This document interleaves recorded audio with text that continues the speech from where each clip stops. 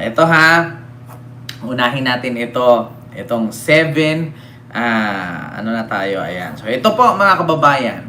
Ayan, bayad din yung mga ratings na yan. Totoo yan, tall ballpoint man. Kasi, actually, may napanood ako sa mga ratings na yan. Ito po ha, bago natin umpisahan yan. Ipaparinig ko muna sa inyo yung naturang balita na kung saan ay binalita po ito sa UNTV na ang social weather station or nagbago ang trust ratings ni PBBM. Bumaba sa negative 3% ang net trust rating ni Pangulong Ferdinand Marcos Jr. sa pinakabagong Social Weather Station o SWS survey. 38% ng mga respondent ang nagsabing may tiwala sila sa Pangulo at 41% naman ang may kaunting tiwala. Sa kaparehong survey, tumaas naman sa 31% ang tiwala ng publiko kay Vice President Sara Duterte. Wow! 41% ng sinurvey ang nagsabing nagtitiwala sila sa pangalawang Pangulo at 26% little trust vote. Ang survey ay sinagawa noong November 24 hanggang 30 sa 1,200 adult respondents nationwide. So narinig nyo? Ang survey ay ginawa noong November. Noong Nobyembre. Ngayon may nag-comment. Saan yung nag-comment dito? Bakit hindi babagsak ang ratings ni Bongbong at ni Rimulya dahil hindi nangyari yung bago magpasko may makukulong na? Malaking isda, wala naman, sinungaling kasi. Ayan, sabi ni Edmundo Cheng. Edmundo Cheng, narinig mo naman siguro ang balita. Ang ratings ay Nobyembre. Kailan ba ang Pasko? Di ba December 25? Hindi naman nilagay doon na ang ratings ay December 1 hanggang December 25. So paano na ang nag-ratings ay mas nauna ang nangyari kaysa sa survey? Sige nga, Edmundo Cheng. Palibhasa, Chinese ka nga naman. Di ba? Mahirap pa intindihin kapag Chinese. Ganun talaga kapag Chinese, mahirap pa intindihin. Bakit? Ikaw pili, akin sumay. Ako kain, ayo kikiam. Kikiam mo liit, akin sumay laki. Diba? Ganyan talaga. Alam mo, sa totoo lang, Edmundo Cheng, wag tanga. Yeah? Kasi sabi ko nga sa inyo, kapag sumugod kayo dito sa aking live, make sure na kumpleto kayo sa bala kasi babalik sa inyo yung tirada ninyo. Biruin nyo, sabi niya, paano daw hindi babagsak ang ratings ni PBBM at ni Rimulya? Inangako daw na may mahuhuling malaking isda bago magpasko. Wala naman daw nahuli. Pero ang ratings, Nobyembre pa. Kailan si Rimulya nagsabi? Nobyembre katapusan. Tapos magugulat ka, yung ratings from November 1 to November 30, wala pang Pasko. Nauna na sila. Diba? Ang survey November pero nilabas ang news December. Diba? Yan ang mahirap mga kababayan. Marami talagang tanga, Sir Kendry. Be careful din. Diba? Teka lang, bakit may pasur? Diba? Sabi niyo, paano daw hindi bababa? No? Ma'am Chaicher Hilupot sa Sirisa Force. Nangako daw na may mahuling malaking isda. Wala daw nahuli. Ganito yan Ulitin ko na naman. Alam niyo ba kung bakit hindi hinuli? Ayaw ko sanang ulitin. Ayaw kong pangunahan ang taas. Ngayon, sasabihan na naman. Si Kent na naman, feeling untouchable, feeling may alam. Ito, sabihin ko na sa inyo. Kung bakit walang nakukulong. Kasi bakit? Pag naghuli ka, wag mong ipaalam, tanga. Saan ka nakakita ng aaresto ka tapos ipaalam mo? Apakabobo naman ng mga DDS na to. Sige nga, aarestuhin mo tapos ipaalam mo. Di putang ina, nakalayas na yan. Tanga-tanga lang, di ba? Tapos sabihin, December. Dapat may nahuli na. Saan ka nakakita na huhulihin mo tapos sasabihin mo, ngayon, hulihin kita. Bukas, maghanda ka, mag-impake ka na, kay hulihin ka namin. Di nakalayas pa. Ay ba, ang bububo talaga ng mga DDS Di ba? Kung hindi ba naman kayo tanga, nagmamadali kayong arestuhin. Wala naman sigurong mag-aaresto na sasabihin mo, maghanda ka kay bukas arestuhin ka namin. Hindi putang ina, tumakbo na yan ng Japan, tumakbo na yan ng Korea, tumakbo na ng Australia yan. Pumunta na ng dahig yan at doon na magpa-file ng asylum. Ang bobobo nitong mga DDS na putang inang to. Di ba? Oo. Ang bobobo. Saan ka nakakita? Aarestuhin mo si ipaalam. Oh, kaya nga tignan nyo, si Bato dapat nung last week inaresto na. Anong ginawa ni Montolpo? Ipinost. Ayun, nawala doon sa tinaguan. Lumipat. Di ba? Kaya si Bato nagtatago kung iba-ibang lugar. Di ba? Ang bububo nitong mga DDS na to. Diyos ko naman, ito pa si Troll Army, dagdag views ka, hayaan kita dyan, magpakabobo kang mag-comment. Di ba? Kakita ninyo. Ano nangyari?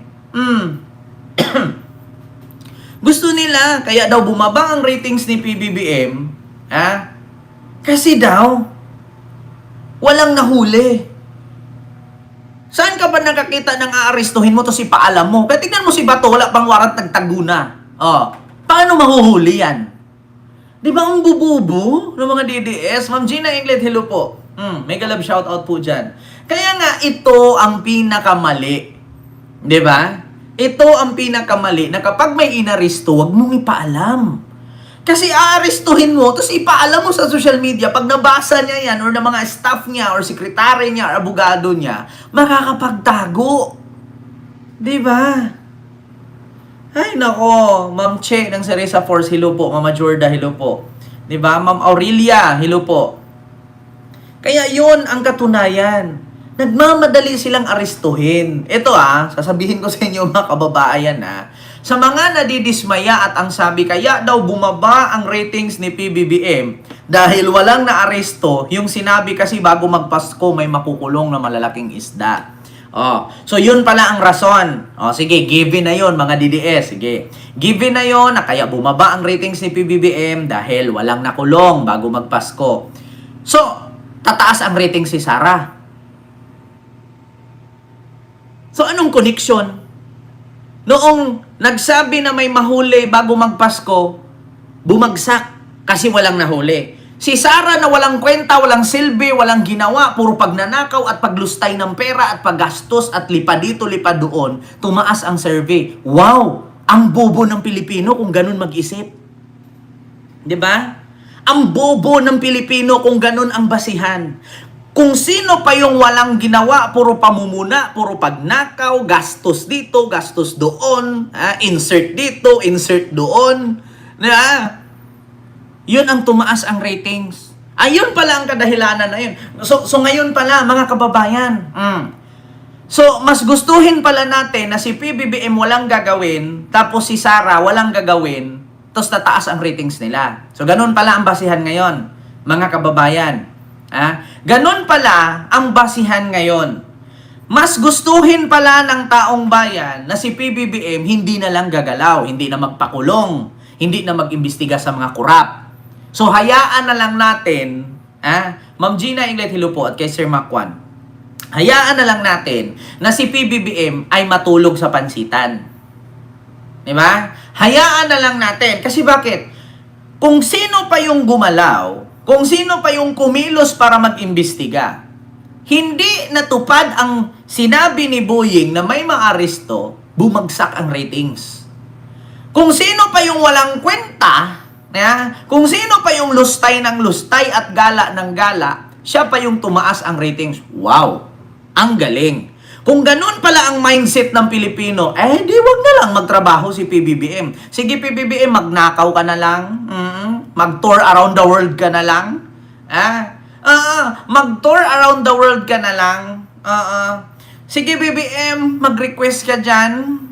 Sabihin mo, 900 million yung opisina mo. Tapos ilustay mo yan, tapos mag-order ka ng mga computer, laptop na tag 200,000 isa. Tapos mag-order ka ng 10 unit ng Bolt dyan, punuin mo yung Malacanang. Tapos ilagay mo dyan 12 billion budget mo sa Malacanang, ipamigay mo sa lahat ng gabinete mo. Oo, kasi kapag wala kang gagawin, tataas ang ratings. Di ba? Kung sino pa yung may gagawin, bumagsak ang rating. Wow! Ganun pala ang basihan ngayon mga kababayan. Sana, mapasana all ka na lang talaga Mapapasana all na lang talaga. Di ba? O, di ba? Troll Army? O, dagdag views ka. Maraming salamat. Di ba? Mapapasana all ka na lang talaga. Ganun pala ang basihan. O, sige. Halimbawa, mag-survey ako ngayon. Si PBBM, walang kwenta yan. O, sige, BBM, matulog ka na lang dyan. Si Sarah, lipa dito, lipa doon. Sige, survey natin. Pero mga kababayan, kung naalala ninyo, mindset ng mga DDS yan. Kung naalala ninyo mga kababayan, may binulgar po si Glenn Chong at si Larry Gadon patungkol sa mga survey na yan. Eto Dito natin malalaman. Sasabihin ng mga DDS ngayon, First time. fake news yan, hindi totoo yan. Si Glenn Chong to. Si Glenn Chong nagsasalita. Si Glenn Chong, DDS yan. Di ba? Makasara yan, makadigong yan si Glenn Chong. Dito, pakita natin. Baka naman sabihin ng mga DDS, wala, fake news yan. Si Glenn Chong, fake news. Glenn Chong, survey. Bayad. Hindi totoo na 31 million ang boto ni Bongbong Marcos. Tatlong meeting yan sa Smartmatic para masiguro na maiupo niya ang kanyang asawa sa Malacanang. Minanipulan niya ang pinakamabigat na institusyon ng gobyernong ito para mailuklok niya ang kanyang asawa bilang Vice President at that time. So you see, hindi titigil si Lisa Marcos ngayon dahil nagwagi siya sa pagmamanipula ng election system natin. Hindi totoo na 31 million ang boto ni Bongbong Marcos. Excuse me. Hindi pala Bongbong Marcos. Bobong Marcos. Diba? Kita nyo Minamanipula. Sunod. Napakalaki ng galit ng Smartmatic kay Hinihingi namin sa kanila. Bilangin namin ang boto. 3 days later, actually kahapon pa lang, lumabas yung report ng Reuters na may panibagong palisiya ang Amerika. Na ang nangyari, nag-testing and sealing. may board and lodging na kumikita pa raw ng Oh, George, paliwanag mo. Hello guys, nandito na naman ako. 9th richest politician in Do not recognize this man as legitimately elected by the people. Na ito talaga, yung sinampang kay sa kanya ay... Ito mga kababayan. Bukod sa Smartmatic na yan, na minamanipula daw ni Lisa. Kaya dumami ang boto. Ito, mga kababayan. Dito tayo SWS survey. Glenn Chong. Kikita nyo naman Hindi totoo na 31 million ang boto ni Bongbong Marcos. A new survey by these social weather stations shows 8. Tuwang-tuwa ako dito sa Sampina. Ito na yung panahon na So, ang ibig lang sabihin niya, ang nangyari, nag-testing and sealing kahapon. Guys, breaking news. Magagawa tayo ngayon ng survey dito sa social media. Guys, breaking news. lima sa kada sa Ang sabi ng Survey by these social weather stations. Inilabas ng Social Weather Station sa SWS ang resulta ng kanilang voter preferences for Senate. Nagbabala ang isang anti-election fraud advocate laban sa mind conditioning na nangyayari ngayon laban sa kandidatura ni Bongbong Marcos. Paano kaya ito nangyari? Alamin natin mula sa report ni MJ Mondejar live. MJ, Tada, pakinggan nyo Kahit magandang gabi, ang mind conditioning ay pumapasok sa bawat resulta ng mga election survey ilang buwan bago ang eleksyon sa Mayo 9. Ayan. Number 1 sa nagdaang Publicus, SWS at Pulse Asia Survey ang tambalang Bongbong Marcos at Sara Duterte. Sa resulta na mga ito, hindi bumababa sa 50% ang voter preference na nakukuha ng dalawa. Ibig sabihin, mayorya ng mga botante ang nais manalo sina Bongbong at Sara. Habang number 2 naman lagi si Vice President Leni Robredo. Ngunit kahit tingin na nakararami na ganoon lang kasimple ang pakahulugan ng latest survey results, iba ang basa dito na isang eksperto. Sa panayam ng SMNA News kay Attorney Glenn Chong, isang anti-election fraud advocate, sinabi niya na may nangyayari ng mind conditioning dito. At ito'y laban raw sa kandidatura ni Marcos. Para kay Chong, hindi mahihirapan ng sambayanan na tanggapin ang resulta ng eleksyon kahit man madaya si BBM. At ang makikinabang dito ay ang number 2 sa survey. Ang mangyayari po niyan, sir, mga kababayan, ididikit po nila yung numbers. So, yun yung first indication po natin na kapag dumikit ang number, bumaba si BBM o mga yung pangalawa, yun yung kinukondisyon na nila na pagdating ng eleksyon, is-switch yun. Matatalo yung isa, mananalo yung pumapangalawa. Sa obserbasyon rin ni Chong, batay sa takbo ng campaign period, hindi uubra ang mind conditioning dahil hindi ito matatanggap ng masa. No, definitely not. And that's a big warning to the Comelec and Smartmatic na pag dinaya ninyo itong dalawang kandidato na ito, si BBM at si Sara, magkakagulo talaga yung buong bansa. O, diba? Kita nyo? Doon pa lang sa survey ng election, mina-mind conditioning na. Kasi bakit? Sa totoo lang talaga mga kababayan, nung last 2022 election, mahina talaga sa survey si BBM at si Sara, mataas talaga si Lenny. Ang problema lang kasi mga kababayan, mas maraming botante na mga may edad kaysa sa kabataan. Yan ang totoo. 'Di ba? So kung kabataan lang sa social media, mananalo talaga si Lenny. Pero kung botante na mga matatanda, mananalo talaga si BBM. Yun po ang katotohanan. Sa social media kasi active from 20 to 35 to 40 years old. Pero ang mga botante kasi mga kababayan, meron kasing 50, 60, merong 70 years old. 'Di ba? So, yung iba dyan, yung 50, 60, 70, hindi masyado sa cellphone yan, sa TV lang. 'Di ba? So ngayon, mga kababayan, eto lang ang masasabi natin. Sige, given na yan, -3 si BBM. Paano kung sa 2028 nga, si Sara ayaw tumakbo? 'Di ba? Aanhin natin yung survey ni Sara na plus 31. Tanungin ko kayo mga DDS. Nag plus 31 si Sara, nag -3 si BBM. Tanong ko lang, yumaman ba kayo? 'Di ba? Mga DDS, nag plus 31 si Sara, nag -3 si PBBM. Tanong ko lang, nagkaroon ba ng 1 million pesos ang mga bank account ninyo? Gumanda ba ang buhay ninyo mga DDS? Nagkaroon ba kayo ng bagong iPhone 17 Pro Max? Nakabili ba kayo ng Mustang? Tanong ko lang, nakabili ba kayo ng house and lot? Nakabili ba kayo ng motor? Nakabili ba kayo ng lupa? Nakapag-invest ba kayo? Meron ba kayong 5 million sa bangko? 'Di ba? Wala. So, ibig sabihin, mag-negative man ng 0 or mag-negative man ng 100 si BBM, mananatili pa rin kayong mga DDS. Mananatili pa rin kayong mga DDS, walang pera.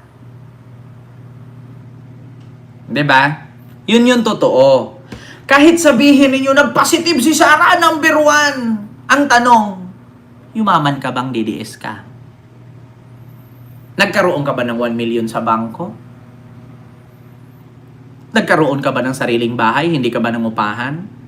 Libre na ba ang pagbayad mo sa kuryente, tubig? Hindi ka ba nagbabayad ng tax? Yun ang tanong. 'Di ba? Yun ang tanong ngayon mga kababayan. May tanong ko lang. Tumaas ang survey o ratings ni Sara. Tanong ko lang. Bumaba ba ang bilihin? 'Di ba? Tumaas ang ratings si Sara. Anong benefits nakuha ng mga DDS? Sige nga, mga DDS pakisagot. Tumaas ang ratings ni Sara, bumagsak si BBM. Bumaba ba ang bilihin? Diba? Nagmura ba ang tubig at kuryente? Hindi ka ba nangupahan?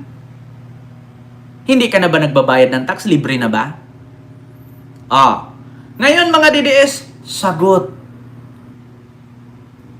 Ikaw na OFW yung DDS, nung tumaas ang ratings ni Sara, hindi ka na ba nagkuskus ng tae ng amo mo? Hindi ka na ba nagbrush ng anodoro? Hindi ka na ba naglabadya ng mga damit nila? 'Di ba? Alam mo, sa totoo lang, Troll Army, wag mo nang huminim-huminim na sinasabi. Bisayain mo kasi hindi maiintindihan ng mga DDS yan. Na may paad huminim ka pang nalalaman. Tagalugin mo yan, tanga. Kahit magaganyan-ganyan ka, DDS ka pa rin, tanga. Wag mo kong hamunin sa mga malalalim na English. Kasi aanhin mo yung English mo. Kung bobo ka pa rin. Wala akong pakialam wherever you in this world. Kung nasa Amerika ka, nasa Europa ka. Isa lang ang masasabi ko, bobo ka pa rin. Diba? Aanhin mo yung English spoken mo, British accent mo. Tignan mo si Diskaya. British accent, pero anong nangyari? Kulong. Diba? Come on, bring it on, bring it on. Diyos ko, ginagaya mo na naman si Bato. May narinig akong bring it on. Make my day. Asaan ngayon? Mga DDS, isa lang ang masasabi ko. Diba? Alam mo, Troll Army, huwag kang magtago sa peking pangalan. Ilabas mo yung totoong mukha mo at totoong mong pangalan. Para pag minura kita, may rason kang magkaso sa akin. Kaya nga, pinagsasabihan ko mga putang ina ninyo mga bobo kayo eh. Diba? Kaya kayo mga DDS na mumura ko, nasasaktan kayo. At tignan nyo habang minumura ko kayo, mga DDS, kumikita ako. Samantalang kayo sumasakit dibdib ninyo, wala kayong kita, wala kayong balik sa akin. Kung nilagay mo yung totoong pangalan mo dyan, totoong mukha mo, habang minura kita, may rason kang magkaso sa akin. Di sana madimanda ako, makapagbayad pa ako sa'yo. Di ba? Wala kang mapapala sa akin, pero ikaw, may napapala ako sa'yo. Di ba? Mga DDS, don't you ever type English word in my comment section kasi kayo mismo hindi nyo naintindihan yan. Diba?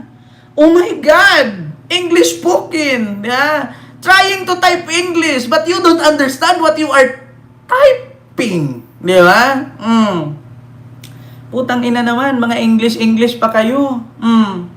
Diyos ko, tumaas ang ratings ni Sarah. Tanong ko lang, mga DDS ba nagkaroon na ng sariling bahay, hindi na nangupahan, hindi na nagsaing sa superkalan? Di ba? Bobo talaga kami kasi Duterte kami. Ay, deserve. Totoo yan. Di ba? Inamin mo rin? Oh my God, Elson. Tanong ko lang, my goodness, ganyan na ba talaga kayo? Ganyan na ba talaga kayo, mga DDS? Sige, given na yun, ang taas ng ratings ni Sarah. Bumagsak si BBM. Ang tanong ngayon, nagka 1 million ka ba nung nalaman mo yan? Nagkaroon ba kayo ng million sa bangko? Nagkaroon kayo ng maraming alahas nung nalaman yung tumaas ang ratings ni Sarah? Hindi. Nung tumaas ang ratings ni Sarah, ang DDS na pangit noon, pangit pa rin ngayon. Nung tumaas ang ratings ni Sarah, yung DDS na mabaho ang hininga, mabaho pa rin ang hininga ngayon. Diba? Yung DDS nung narinig ang taas ng ratings ni Sarah, and then, nagkapera ka. Si Sarah, bilyonaryo, dami insertion, no? Pero kayo, DDS pa rin kami ng DDS. Bakit? Dinakawal kami insertion, no? Billion. Billion insertion. Ratings. Tumaas. Ang tanong, ano ang benefits doon sa ratings ni Sarah? Tanong ko lang, anong napala ninyong benepisyo doon? Di ba? Wala. Ang galing, di ba, mga DDS? Tumaas ang ratings ni Sarah. Pero tanungin natin, mga DDS, nagkapera ba kayo? Diba? Noong nalaman ng mga DDS na ang ratings ni Sarah tumaas, nag-negative 3 si BBM. Tanong ko lang, tumalino ba sila? Diba? Yung dating nagbubukid, ano nangyari sa mga DDS na nagbubukid? Ngayon, nagbubukid pa rin. Anong nangyari sa mga DDS na nagkukupra? Ngayon, nagkukupra pa rin. Nung narinig nilang tumaas ang ratings ni Sarah, anong nangyari sa mga nag-aararo? Yung kalabaw nila naging robot? Diba? Anong nangyari? Yung mga DDS na nagtanim ng sibuyas, bawang, kamuting kahoy, kamote, nung narinig nyo bang tumaas ang ratings ni Sarah, yung kamote nyo naging ginto? Anong nangyari? Yun bang nagkukoprat ng uuling dyan sa probinsya na DDS? Nung narinig nyong tumaas ang ratings ni Sarah, yung uling ninyo nagmahal ang kilo? Tumaas ang presyo? Isa lang masasabi ko mga DDS, katarantaduhan yan. Kasing tarantado ninyo. Diba? Yung mga ratings na yan, katarantaduhan yan. Alam nyo, ginagago lang kayo niyan. Oo, yan ang katotohanan. Noong bumaba ang ratings ni BBM, noong tumaas ang ratings ni Sara, yumayaman ka? Diba? Anong napapala ninyo dyan sa ratings? Gumanda ka ba? Tumangos ba ilong mo? Si Kitty lang tumangos ang ilong. Bakit? Siyempre, galing sa Pogo. Yeah? Yung mga DDS, nung narinig ninyo na nag-plus 31 ang ratings ni Sara, nakabili ka ng Hermes bag, katulad sa bag ni Anilet. Nakabili ka ng iPhone 17 Pro Max, 1 terabyte cash. Diba? Wala. Ano nangyari? Asan ka na ngayon dito? Troll army. Nawala ka bigla, no? Masakit? Ano, mga DDS? Comment! Wala ka bigla, Ano nangyari sa'yo? Di ka na nagko-comment. Masakit? Masakit ba ang katotohanan? Tumaas ang rating ni Sara, tuwang-tuwa sila. Yehey! Ang taas ng ratings ni Sara! Come on, my life here is based on house and lot fully paid vehicles. So, sabi ni Troll Army. Isa lang masasabi ko. Bakit ka nagkaroon ng bahay at sasakyan dyan? Kasi bakit? Bininta mo na naman yung poke mo sa kano. Yan ang mahirap sa mga DDS. Bakit? Sa kano, kumakapit. Magtrabaho ka, oy. Gamitin ang utak. Magtrabaho ng maayos para magkaroon ng sariling bahay at sasakyan. Huwag gamitin ang poke na pampuhunan para pag nakapangasawa ng kano, swerte, ligtas sa kahirapan. Yan ang sakit ng mga DDS. Pasintabi po sa mga hindi DDS. Normal po yan na mga sawa ka ng kano. Pero kapag DDS ka, walang utak, bubo, sa kano ka kakapit. Bakit? Tapos sasabihin, okay ako dito, bayad ang bahay, may sasakyan, namuhay ng maramya. My God. I-DDS ka nga. Ano nga asahan namin kung DDS ka tas nasa Amerika ka? Malamang sa malamang, nangasawa ka ng kano. Kasi bakit? Wala kang utak eh.